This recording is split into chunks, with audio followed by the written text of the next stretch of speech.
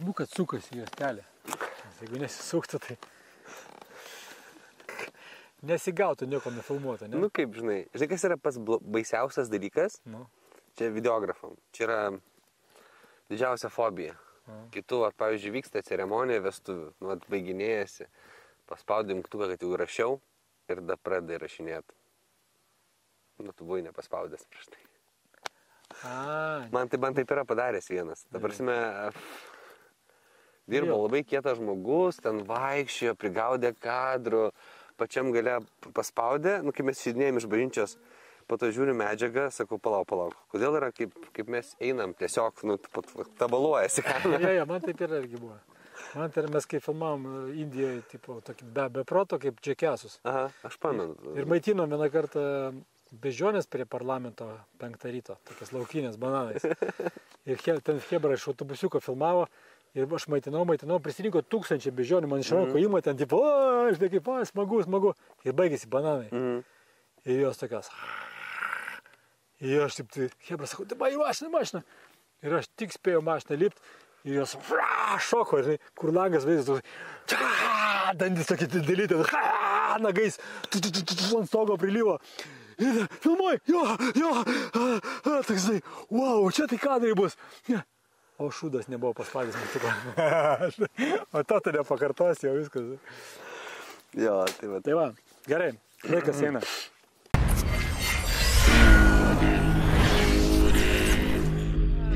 Taigi, sveiki. Sveiki. Dabar pakalbėsime labai tokia įdomia tema, kuri vadinasi alkoholis, sielos trauktinė. Labai romantiškai skamba. Romantiškas, ja. Aš kažkada tas alkoholis, aišku, buvo kasdienybė, mano gyvenime irgi, nes kai augau, mano tėvai taip mėgdavo pabaliavot, aš tą mačiau, žinai, vis tiek. Tai buvo, visos šventės būdavo su butelio ant stalo ir dar tarybiniai laikai, visi gerdavo, ne, darbininkai, darbuotojai, verslininkai, politikai, visi aplinkui gerdavo. Dar kai buvo paauglystė, tai toks noras buvo kuo greičiau suaugti ir pradėjome tą alkoholį bandyti. Ir pabandžius paaiškėjo, kad jisai nuo jo drąsesni pasidarydavom, kažkokius tai kompleksus, nedrąsumus išjungdavo. Tada mergaitės rūpėjo, tada, žinai, ir pašokti gali pakviesti ir paimti. Ir jau pakalbinti užtenka drąsos. Nesvarbu, kad tu jau esi. Taip. Tai ir dabar, žinai, čia kokį serialą. Žiūrėjau tą Outlander ir man kažkaip užkliuvo, kad ten kiekvienoje serijoje jie ten viskį kala arba ten kokį nors kitokį alkoholį. Nesvarbu, kokiam laike. Bet patys kūrėjai filmo mėgsta, žinai, išgerti. Ir jie ten viskio. Bet Viktorija sako, tai jai neužkliuvo žiūrint. Man kažkaip iškliuvo gal tas alkoholis. Po daug metų, kai aš nustojau gert, vartot alkoholį, tai atėjo toks etapas. Tai man toks buvo jausmas, kad aš kai galų galiai išsivalė organizmas, aš pradėjau iš šono matyti, žinai, tas išgerusius žmonės, kaip tai veikia žmogų apskritai. Ir aš galvoju, negi, aš taip dariau šitiek metų. Ir po to kažkas tai labai gerą pasakė tokį palyginimą. Sako, žinai, kodėl visos trauktinės daromos alkoholiu? Sakau, kodėl? Sako, todėl, kad kai sudedi augalus ir užpili alkoholiu, alkoholis ištraukia visą gyvastį iš to augalo. Ir ta visa gyvastis tada perina alkoholį. Ir tada kažkaip padariau prielaidą, kad gali būti, kai žmogus daug išgeria alkoholio, alkoholis tą gyvastį jo irgi ištraukia. Panašiai atrodo, žmogus labai girdas. Taip. Atrodo, kad gyvastis kažkur tai jo išeis. Likučiai. Jo, likučiai kažkokie. Ir kai sako, jeigu transporto priemonė tenais tuščia lieka atrakinta, tai atsiras kas ją ir pavairuos, ne? Tai gali padaryti prielaidą, kad kažkokios tai sunkesnės energijos, kažkokios tai klajojančios aplinkui gali perimti tą vairą ir po to koks nors žmogus, kuris niekada gyvenime musės nenuskriaustų, ryte atsikelia ir sužino, kad papjovė savo žmoną, ne? Ir ten labai dažnas atvejis. Labai dažnas. Tai vat, gali būti, kad ta sielos trauktinė ištraukia sielą. Tai tokia teorija tik tai, bet pamastymui įdomi. Koks tavo santykis su alkoholiu? Aš taip apie tą sielos ištraukimą, tai turiu tokį iš tikrųjų labai panašų, gal tai truputėlį perspektyva kita, kad alkoholis tarsi užtemdo mūsų tą anteną, kuri transliuoja mūsų sielą ir trumpam mus atpalaiduoja nuo aukštesnių dvasinių kažkokių suvokimų, tikslų ar kažkokių pajautimų. Nes dažnai žmonės eina ne ten, kur jos veda sielą ir jie jaučiasi negerai. Eina toliau, kur ne ten veda, dar negeriau jaučiasi. Ir kai jaučiasi labai negerai, ką reikia daryti? Tai atsiranda kas nors, kas tau ištiesia ranką, žiūrėk, imk viskio stiklą. Kas nors tai yra visa hebra penktadienį Alubarį laukia. Tokiu pat. Taip. Ir visas miestas laukia to savaitgalio, kada po savo visų nemėgiamų darbų visi susirenka ir labai fainai atsipalaiduoja. Tai aš pats ilgą laiką keliavau šituo keliu ir džiaugdavausi po to tom keliom dienom atsigavimo. Čia labai gilus sarkazmas, nes ne už ką nenorėčiau to pakartot. Ką pats pajaučiau ir ką pats pamačiau nustojęs vartoti alkoholį, tai kaip keičiasi žmonės jį vartodami. Tai kad ir, nežinau, su darbais ar su kažkokia aplinka, kurioje dar šiek tiek alkoholio yra, jeigu būnu, tai netgi matau, kaip žmonės truputėlį nejaukiai jaučiasi, nes jų sąmonė tarsi po truputėlį temsta ir kai tu su jais bendrauji, jie kažkuria metu pradeda jaustis nesaugiai, nes tu tarsi, tampi už juos arba sąmoningesnis, arba labiau suprantantis ir toks tarsi nejaukumas prasideda. Tai aš dažnai tokiuose aplinkose galiu pabūti kokią valandą, o da man pačiam pasidaro labai visiškai nebepatogu, nebejauku, turiu už ten pabėgti. Aš tai turiu su alkoholiu susijusių vaikystės traumų, nes vaikystėje daug mačiau tų geriančių tokių artimesnių žmonių, kurie po to kartais būdavo vienas kito atžvilgiu agresyvus. Ir ta trauma, nes aš puikiai suprantu, bet jinai vis tiek kartais mano veikia mano santykį į tą žmogų, kuris yra išgėręs. Kartais mano Viktorija sako, kad kartais aš per skausmingai sureaguoju, pavyzdžiui, kai žmogus, nes man atrodo, kad tada nebėra žmogaus, kažkoks svetimas, kitas, tai kodėl čia su juo bendrauti, šis ir aš, numoju ranką, žinai, pasitraukiu. Ne? O kartais jie būna atvirkščiai tokie suminkštėję, kad jie, kadangi ten, kaip tu sakai, kankinasi, išgeria to nuskausminančių vaistų, nes alkoholis yra anestetikas. Pirmam pasauliniam kare spiritą duodavo, kai nebūdavo kokio ten opiumo nešalia, tai duodavo porą stiklinių spirito, kad žmogus atsijungtų ir jam tada amputuodavo galūnę. Kad nereikėtų visai sąmoningam pjaut kojas. Tai dėl to, kaip ir tu sakė, jeigu darai kas nepatinka ir tau įtampa visą savaitę darbe, tai laukia žmonės to savaitgalio, kad galėtų nuskausminti tą įtampą. Ir kai alkoholio išgeria, jisai paralyžuoja dalį smegenų visos sistemos, visos nervų sistemos.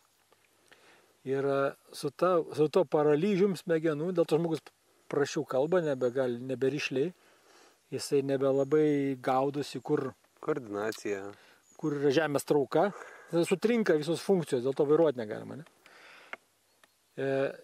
Nes viskas yra viskas yra nutirpinta jo smegenis ir dalis, bet su to pačiu nutirpsta ir nemažai visokių traumų vaikystės, nutirpsta visokių kompleksų, kurios mes kompleksas. Čia kaip viską gražiai po kilimu pašluot, visus nefainus dalykus ir vėl. Čia kaip, aš sakau, čia kaip dauguma dalykų, kurie šiuolaikinėje medicinoje yra naudojami. Tarkim, jeigu žmogus depresija, duoda antidepresantus, kad simptomus nuimtų.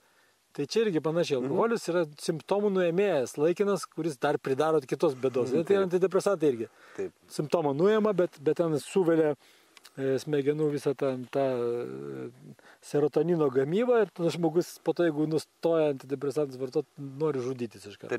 Dėl to visą likusį gyvenimą turi vartoti antidepresantus. Būtent. Labai gerą dalyką paminėjai apie antidepresantus.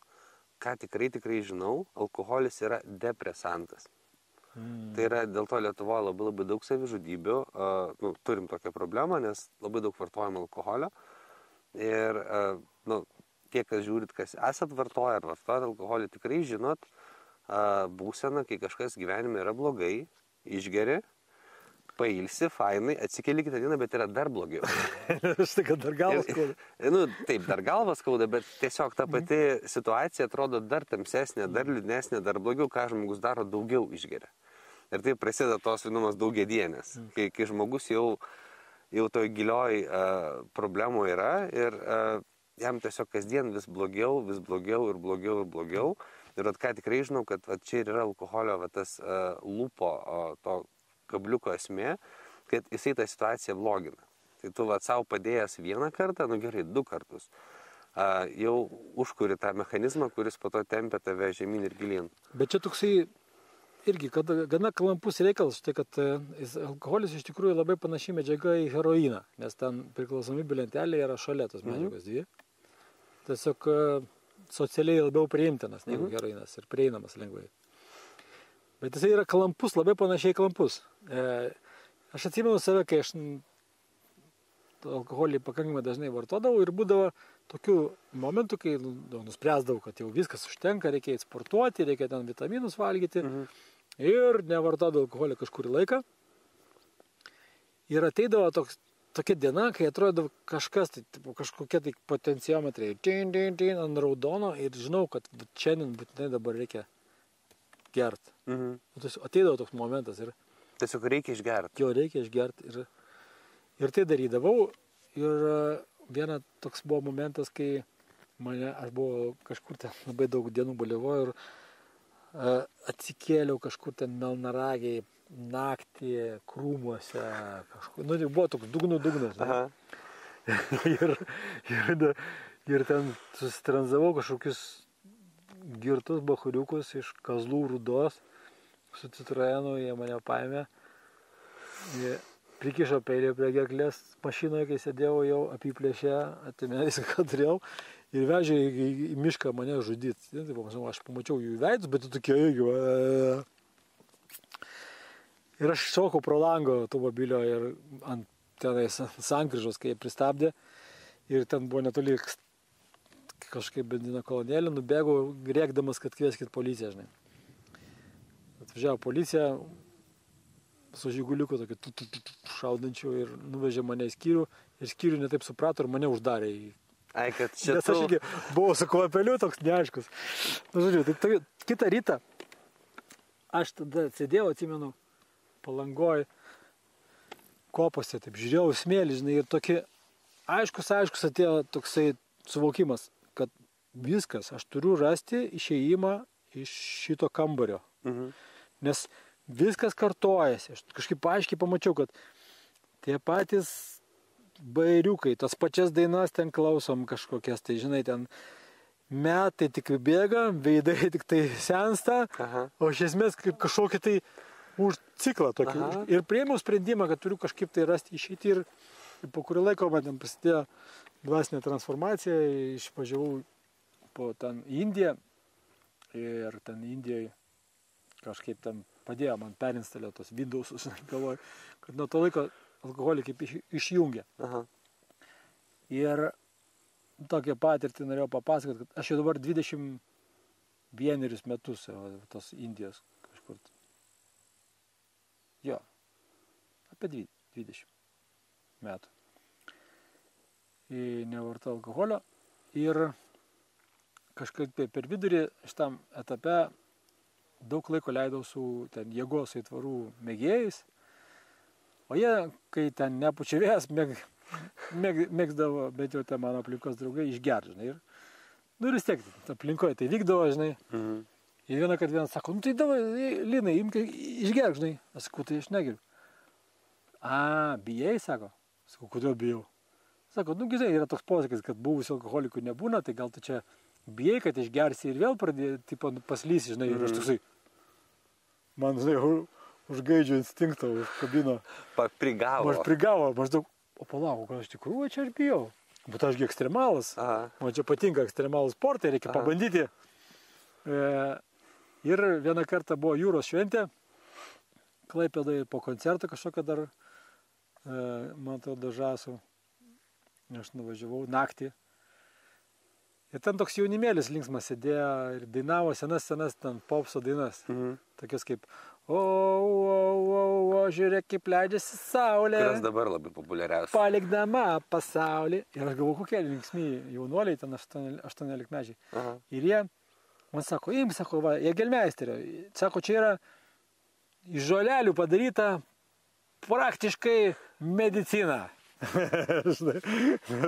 Galvoju, gal čia tas momentas, kur reikia išbandyti savo tas, kaip sakiau, tą tvirtumą, sprendimo.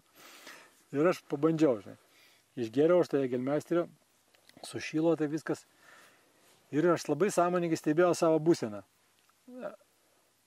Ir anksčiau, aš prisiminiau, kad anksčiau, kai senais laikais alkoholį vartodavo, tai kažkaip linksmiau pasidarydavo. Linksmiau, ten kvailystės daryti. O dabar man buvo toks labai ryškus jausmas, kad man nelinksmiau darosi, bet aš darausiu durnesnis. Kad mano IQ taip aiškiai leidžia su kiekvienu stikliuku. Temsta, jo. Temsta. Ir tada jau į tualetą jaučiu, kad tipo, sviruoju, bet aš taip stebiu viską, žinai. Galvoju, kaip įdomu, vestibuliarinis aparatas sutriko taip greitai, žinai. Ir labai nedaug tų man tų stikliukų reikėjo, bet kažkiek tai kilnau ir atsijungė. Filmas. Atsibudau. Mašinai. Guliu savo. Ir migrena tokia žiauri ir bloga taip. O Dieve. Ir tai man 3 dienas buvo bloga po to. 3 dienas, bet žiauriai. Aš buvau iškritęs iš gyvenimo. Ir nuo to laiko supratau, kad manęs dabar nepriverstum daugiau tokio eksperimento padaryti.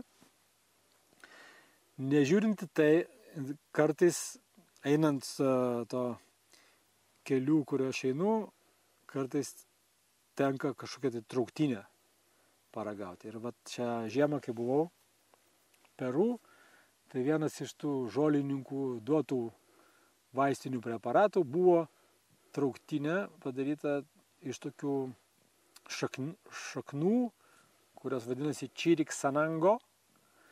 Ir šitą trauktinę išgerus, pirmoji ten davė 150 gramų, labai buvo sunku išgerti, galvojau.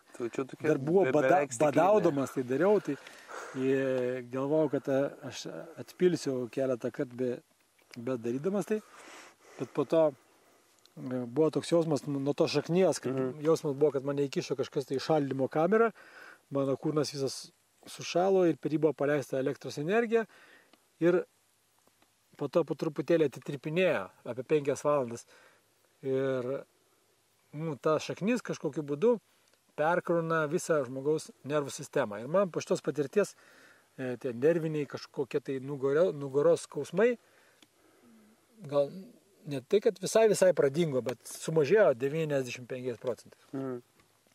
Bet aš atsimenu tą momentą, kad aš guliu ten kaip sušaldytas ant žemės ir ten ta tokia elektrytė eina. Ir praėjo maždaug valanda, po to, kai aš išgėriau pirmoji, aišku, buvau labai apgirtęs iš karto. Bet po valandos, matyti, tie kepenys greitai suskaidė mano tą alkoholį. Po valandos prie viso to sušaldymo ir elektros prisidėjo galvos skausmas. Ir aš tai guliu ir prasidėjo pagirios man. Iš karto? Iš karto po valandos. Ir aš toks, o ne, štai kodėl aš nebemėgstu alkoholio. Labai toksai prisiminimą primena, iš karto traukė labai greitai tą. Tai net ir sveikatos sumetimais, netgi man tai, kai tenka didesnį tos trauktinės išgerti, vis tiek būna pagirios. Dėl to man nepatinka daugiau šita medžiaga. O tau būna dar, kad kartais įkali? Ne, kad įkalų nebebūna, aš nesu abstinentas, jeigu noriu kažkokio kokteilio paragauti ar kažkokio, bet man dažniausiai yra specifinis skonis. Tai aš galiu paragauti, bet aš niekada nenoriu antro, nes man nepatinka poveikis. Tai yra va, tas, ką kalbėjom, tas temimas. Jeigu, nežinau, paragauji, viskas sakai, dar nesijaučia, bet jeigu, tarkim, išgeri vieną, aš antro neturiu tokio dalyko kaip antro. Tai man užtenka to pradėjimo tempt ir aš tada tiesiog nuoširdžiai laukiu, kaip, nežinau, paryčiai sėdint, laukiu, kada nušvis. Tu labai labai. Taip, kada praeis, nesuprantu, kad dabar reikia atbūt. Ir iš tikrųjų pastaraisiais pastarį pusmetį turėjau kelis tokius įdomius patyrimus su alkoholiu. Tai yra, susitikau su savo senais gerais draugais, kurie vis dar sąžiningai pjauna kaip priklauso. Ir turėjau kelis iš tikrųjų. Priklauso. Kaip normaliam. Taip, kaip normaliam žmogui. Taip, aš čia toksai keistuolius. Ir mes išėjom kartu į miestą. Tai turėjau labai labai įdomią patirtį stebėti, kaip vyksta tas vadinamas popcrawlas, kai žmonės keičia iš baro į barą, iš baro į barą, iš baro į barą, tada einam į kažkokį klubą, ten dum. Ir aš taip stebiu, kas vyksta. Ir toks man jausmas tarsi, kūnų daug, o pačių žmonių kaip ir nelabai yra. Sielos trauktinė suveikia. Grįžtam prie pagrindinės temos. Tai šitos dalykus kažkaip kelis kartus pamačiau ir šiuo metu manęs įkalbėt kažkur išeiti į miestą, ne į kažkokį renginį pašokt, o per barus ar kažkur neįmanoma, nes tiesiog liūdna tai stebėti.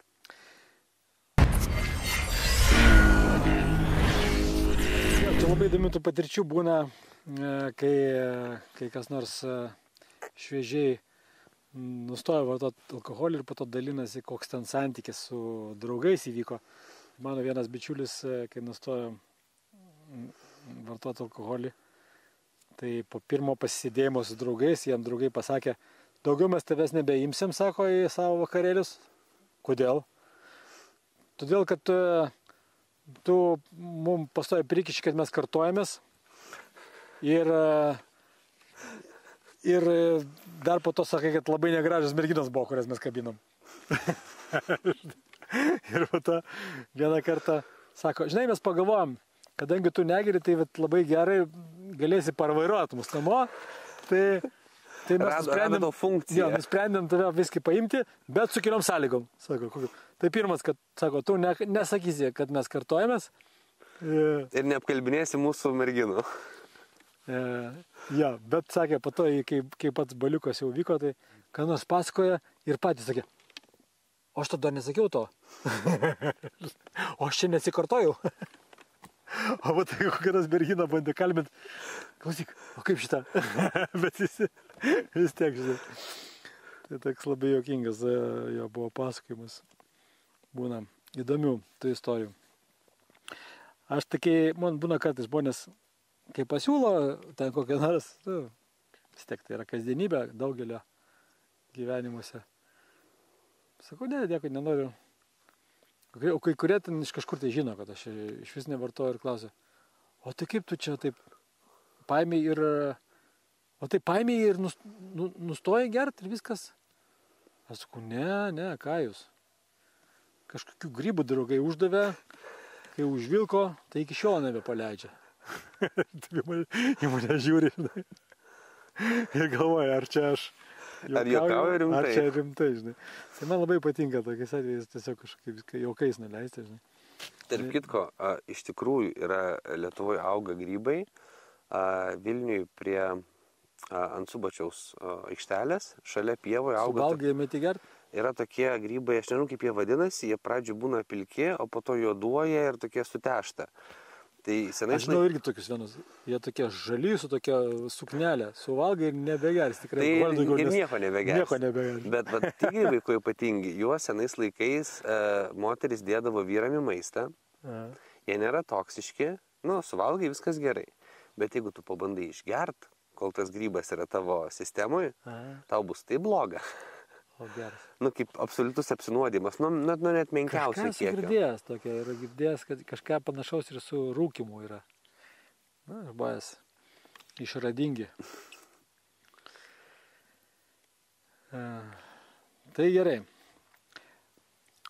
Alkoholis gali būti iš tikrųjų labai naudingas. Jeigu kažkas man yra pasakęs, tol kol jisai yra iki pusės sriubinio šaukšto kiekio, ne iki sriubinio šaukšto, tol jisai yra vaistas. Okay. Kai viršėjo sriubinį šaukštą, tai jau. Bet kaip sako ruskoje radio, ten žinai, kaip ten sriubiniais šaukštais alkoholį gali vartoti bet kokiais kiekiais. Okay.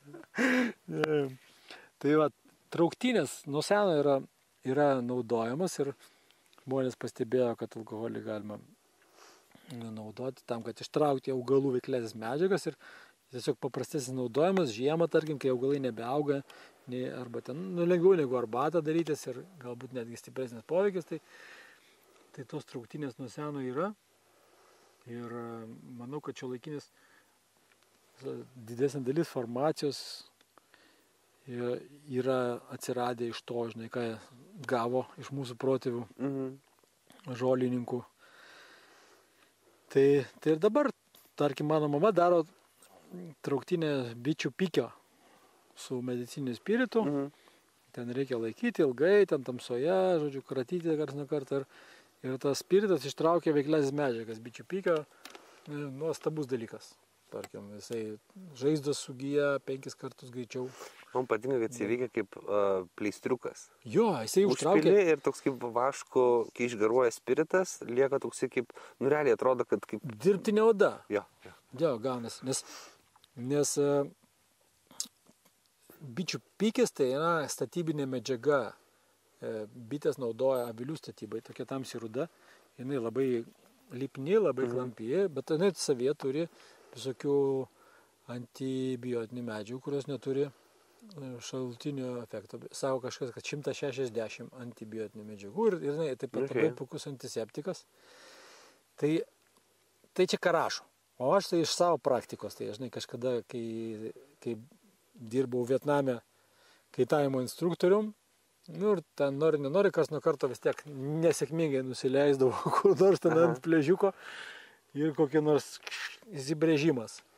O Vietname labai šilta ir bakterijoms ten klestėjimo yra vieta, žinai. Plius, kad visą laiką šlampa ta žaizda ir jinai tiesiog negyja, puliuoja, negyja, niekaip. Tai aš tiek turėdavau bėdų su kai kuriais įsibrėžimais, bet kažkuriais metais atsivežiau bičių pikio ir pradėdavau ir bėdos dingo. Bet tada dar pamatydavau kokį nors vietinį, kuris ten su motoroleriu nusidrėbęs ir ten visą ranką odą nusivaręs ir irgi visą puliuoja, žinai. Taip sakydavo, kad su bičių pikiu ištepdavau, žinai. Kitą dieną sutinku kavinėje žymiai pagerėjus tas. Tai aš pastebėjau tiesiog, kad bičių pikio tą trauktinės pasitepus, tarkim, žaizdos maždaug 5 kart greičiau užgyja, bet koks įsipjovimas, spuogas ten, koks nors ten belenkas. Tai man bičių pikis tai yra toks pagrindinis, gal net vienintelis dalykas mūsų šeimos vaistinėlė. Dabar dar bintų turim, nes vaikas mažas yra, gali kartais prireikti. Bet netgi jeigu jisai kažkur tai įsipjauna ar ką, mes iškart bičių pikio, žinai. Tai va toks trauktinė, ne, irgi alkoholis. Taigi alkoholis gali būti vaistas tam tikrais atvejais, iš tikrųjų. Bet žinau, kad nemažai žmonių, verslininkų, kurie alkoholį prekiauja, tai manipuliuoja tą informaciją. Tai užsako straipsnis, kad ten kokio nors konjako, ten 50 gramų į dieną sustiprina širdį, ten, žinai. Arba raudono vyno taurė, čia yra kasdieną, nes ten yra taninų, ten kažko, ten kažko. Taip. Nu ir tada visi, kurie vartoja, jie taip savo sąžinę ramina visą tokią informaciją, žinai. Ne, nu, tokie konjakas, stiprina širdį, žinai, tai ir tada, nu, tai kiek geriam šiandien, bongi ar 2, stiprinam širdį labai ir labai. Tai ja, toks alkoholis. Įdomu, kad jisai, aš net nebejoju, tai kažkoks laikotarpis, kai žmonija matys viską aiškiau, jis nemanau, kad jis visai išnyks ar kažkaip, bet tarkim, tiek daug yra šiais laikais pasaulyje visokių uždraustų medžiagų, kurios yra 100 kartų mažiau kenkiančios negu alkoholis. Arba iš viso nekenkiančios. Arba netgi atvirkščiai padedančios sveikatai. Arba gydančios ten nuo depresijos ir taip toliau. Bet aš galvoju, kaip taip galėjo atsitikti. Aš manau, kad dėl to, kad alkoholis taip senai atsirado, nieks nepamena, kada žmonės pradėjo, matyti, ten rauginti išmoko jį. Labai senai. Aš truputėlį pamenu. Ir kai prasidėjo, kai atsirado valstybės ir įstatymai, alkoholis jau ten buvo, žinai. Tai kaip tu gali tą išimti? Kultūros dalis. Čia yra kultūros, paveldas. Ne? Tu kažką norėjai sakyti.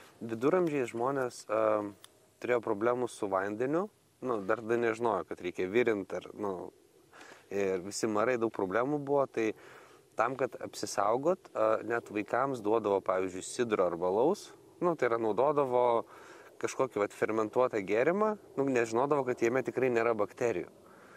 Tai man ta dalis, kad tai iki tiek įaugę žmonėm, kad, ta prasme, kad tai buvo vartojama kaip nuolatinis skystis. Kai mes dabar vandenį geriam ir mums normalu yra atsigerti vandens, tai kažkuriais laikais, kai tikrai buvo problemų didžiuosiuose miestuose, aš apie viduramžius labiau, su kanalizacija, su visu to antisanitarija, tai jie tokiu būdu spręsdavo. Ir man kas iš to išplaukia ir ką suvokiu apie tą masinį vartojimą ir įpratimą vartoti visų, ir dėl ko jo nedraudžia, nes pagalvokim labai paprastai. Labai daug medžiagų yra uždraustos, kurios, tarkim, yra nekenksmingos absoliučiai žmogui. Neįmanoma priprasti, nekenkia, bet jos draudžiamos. Alkoholis visi žino, kad kenkia. Yra statistika, kiek žmonių miršta nuo alkoholio. Visi žino, kiek jisai sukelia depresiją, kiek žmonių yra užkapojama, nužudoma ir tada išprievartaujama alkoholio poveikyje. Kažkas man visai neseniai sakė, kad apie 80% Lietuvos nusikaltimų įvykdoma su alkoholiu. Kažkokiu smurtiniu. Tai man labai kažkaip įsiminė pastaruoju metu, girdėjau naujieną, kad Rusijoje priėmė įstatymą, kad viskas brangsta, ten sankcijos ir panašiai, kad degtinė negali brangti. Tai čia senas komunistų reikalas. Man atrodo, kad tik tai būdavo neramumai, kažkokie tai visą laiką atpigindavo degtinę. Nes jie pastebėjo, kad padeda raminti neramumus. O dėl to dezinfekacijos, tai čia labai juokingai, žinai. Čia pernai mano vienas kaimynas gavo erkinį encefalitą ir po to kitas jo geras labai draugas irgi erkinį encefalitą gavo. Ir čia aš vienam kaimynui, kuris nevengia karts nuo karto degtinaitis paragauti, tikras toks kaimietis, lietuviškas, jisai ne lietuvis, rusakalbis yra, bet aš jam papasakojau apie tą encefalitą.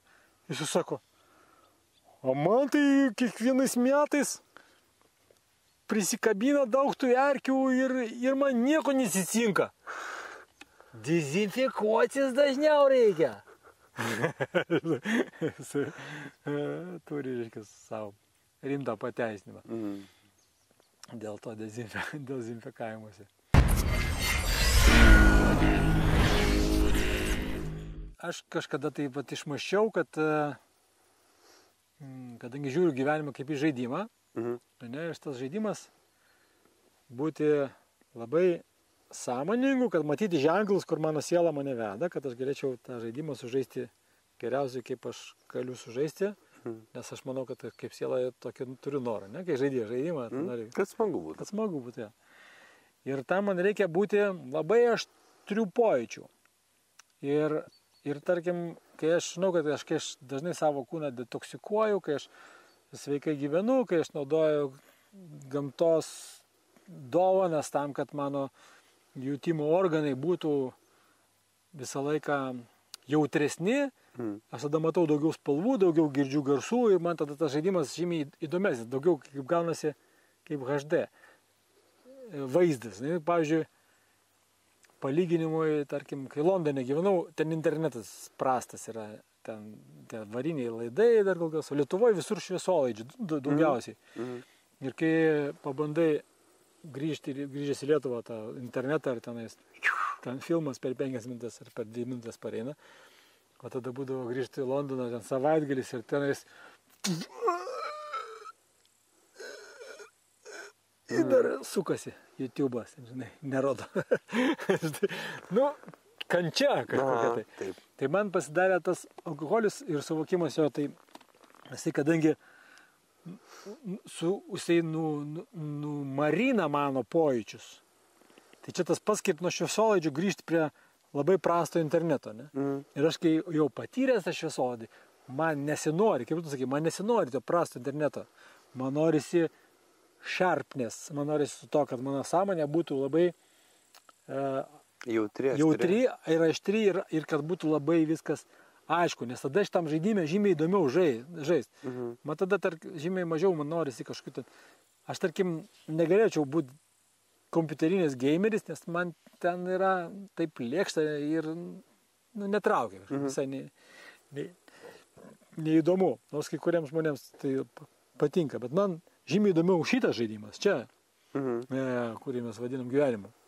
Bet jisai būna įdomesnis, žinai, kai tada, kai pats monitorius geresnės kokybės, didesnis, garsų sistema geresnė, ten Dolby Surroundas, ten. Ir kuo geresnė technologija, to įdomiau žaisti tą žaidimą. Ne? Tai šitam gyvenime ta technologija yra mano jutimo organai. Ir mano jutimo organai jautresni būna tada, kada mano imunitetas stiprus, kada mano kūnas sveikas ir kada viskas veikia pilnu pajėgumu. Alkoholis marina, dėl to jisai užtildo, sulėtina, sumažina spalvų, sumažina garsų ir nebe taip įdomu žaisti. Dėl to jisai kaip medžiaga automatiškai man yra atkritęs. Tai šitam žaidime jisai yra medžiaga, kad neprisiminti, kas esu, bet kad pamiršti, kas esu. Tai jinai padeda, kaip tu sakai, kai žmogus eina ne savo keliu, tai pamiršti, kad jiems skauda. Užsimiršti, pailsėti ir vėl eiti ne tuo keliu. Dažniausiai rimtų alkoholio problemų turi žmonės, kurie turi kažkokiu tai stiprių vaikystės traumų, kažkokį tai vidinį skausmą, kurio nenori jausti ir jie rado būdą jį numalšinti. Dėl to jį malšina. Ar alkoholio, kiti ten žaidimais, azartiniais, kiti kažkokiais tai narkotikais, bet žmonės ieško būdų. Net ir ta pati kanapė daugam yra pasitarnauja, kasdien rūko tam, kad pabėgti nuo realybės. Kažkada ir aš tą kanapę mėgau ir man atrodė, kad ten visai smagu būtų apduvusią galvą, bet po kurio laiko pasidarė lygiai taip kaip alkoholis. Man jinai nesmagi, už tai, kad nuo jos tiesiog man dingsta tas aštrumas, pojūčio, protavimo aštrumas ir visiškai to nesinori. Tai va, tai toks pamąstymai tiesiog, ar jums norisi būti sielos kelyje ir jausti savo sielos vibracijos dažnį ir būti savo tikrume, žaisti šitą žaidimą, nes jisai labai įdomus, ar rinktis sielos trauktinę, kuri patraukia iš sielos kelią. Toksai pamąstymas. Visą laiką turim teisę laisvę rinktis. Aš paskutinį kartą alkoholį jutau per šios vasaros saulėgrįžą, ten buvo naminės giros. Aš po to tą girą paragavau, galvoju, tikrai Linas apie šitą kalbėjo, nes vaikštų ir galvoju, kažkas ne taip, kažkoks kitoks. Ten matau dar pelino kažkokia buvo. Tokia naminė gira, kur ten tikrai geriau nevairuoti turbūt automobilį. Tai teko apdūt, bet man nesakyčiau, kad tai buvo malonus tas jausmas. Pajutau tikrai, kad kažkas įsuko galva. Bet tikrai poreikio to kartot nėra. Aš iš tikrųjų apie tą norą pabėgti ir norą nusitirpinti, tai gal norėčiau visiems, kas žiūrit, primint, kad gal kartais vertėtų sustot, išeiti tą patį mišką, atsistot basom ant žemės ir tiesiog trumpam pagalvot, kas džiugina, pajaust tą kažkokią kryptį, tą pusę, kur gal visai galima kažką pakeisti, kad nereikėtų bėgti, nereikėtų tirpti ar ten kažkaip kitaip svaigti. Aš tai manau, kad jeigu žmogus kažkaip užčiuopia tą mėgstamos veiklos gyslą, laimės formulę, apie kurią mes dažnai savo pasidalinamėse užsimenam, tai viskas automatiškai išsisprendžia. Jeigu žmogus tikrai užsiema veikla, kuri džiugina jo širdį, jam nereikia numarinti kažko, tai nuo kažko pabėgti. Nes ta pati veikla, jinai yra visą džiaugsmą duoda, visą duoda. Džiaugsmas, sveikatą, ilgą gyvenimą, kad tik tai nori, finansus. Taip. Tada nereikia nei sielos trauktinių, nei kažkokių tai tenais dūmų, nei kažkokių kitų medžiagų, taip. kad jaustumės geriau. Būtent veikla ir padaro tą visą darbą, kuris reikalingas. Tai linkime eilinį kartą visiems užsiimti tą veiklą, kuri džiugina jūsų širdį ir nuolatos šypsotis. Iki.